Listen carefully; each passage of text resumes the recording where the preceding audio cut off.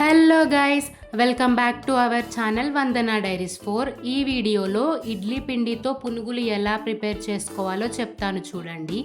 ముందుగా 2 ఆనియన్స్, 3 పచ్చిమిర్చి, అలాగే కొంచెం కొత్తిమీర, కరివేపాకు చూపిస్తున్న విధంగా కట్ చేసుకొని పెట్టుకోవాలి.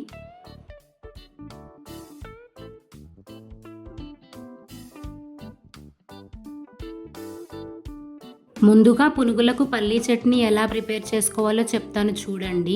ఒక మిక్సీ జార్లో గుప్పెడన్ని పుట్నాలు, 4 పచ్చిమిర్చి, హాఫ్ టేబుల్ స్పూన్ జీలకర్ర, 3 వెల్లుల్లి రెబ్బలు, అలాగే వేయించి పెట్టుకున్న కొన్ని పల్లీలు, హాఫ్ టేబుల్ స్పూన్ ఉప్పు, కొంచెం చింతపండు, అలాగే లైట్గా వాటర్ యాడ్ చేసుకుంటూ మిక్సీ పట్టుకోవాలి. తరువాత తాలింపు కోసం స్టవ్ ఆన్ చేసుకుని కడాయి పెట్టుకొని అందులోకి 1 టేబుల్ స్పూన్ ఆయిల్ వేసుకోవాలి. ఆయిల్ హీట్ అయిన తర్వాత కొన్ని పోసు గింజలు, కొంచెం కొత్తిమీర, కరివేపాకు, అలాగే చిటికెడంత పసుపు వేసుకొని కలుపుకోవాలి. ఈ పోపుని మనం ముందుగా మిక్సీ పట్టుకున్న మిశ్రమంలో వేసుకుంటే పల్లీ చట్నీ రెడీ.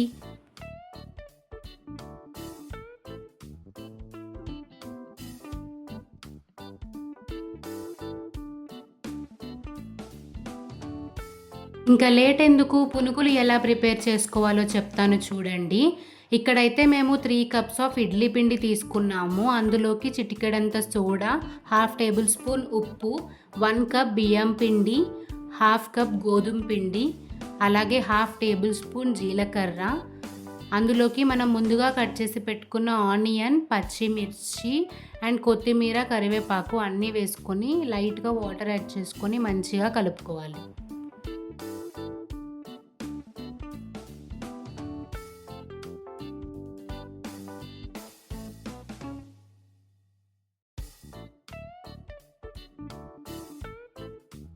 ఇలా చూపిస్తున్న విధంగా పిండి కన్సిస్టెన్సీ ఉంటే సరిపోతుంది. తరువాత డీప్ ఫ్రై కోసం ఒక కడాయి పెట్టుకొని అందులోకి ఆయిల్ పోసుకోవాలి. ఆయిల్ హీట్ అయిన తరువాత ఇలా చూపిస్తున్న విధంగా పునుగులు వేసుకోవడమే. స్టవ్ని ఎప్పుడు కొంచెం సిమ్లోనే పెట్టుకొని డీప్ ఫ్రై చేసుకోవాలి, లేదంటే పైన మాడిపోతాయి బట్ లోపల ఉడకవు. చూడండి, పునుగులు ఇలా గోల్డెన్ బ్రౌన్ కలర్లో వస్తే సరిపోతుంది. మంచిగా పల్లీ చట్నీతో సర్వ్ చేసుకుంటే టేస్టీ అండ్ హోమ్ మేడ్ పునుగులు రెడీ.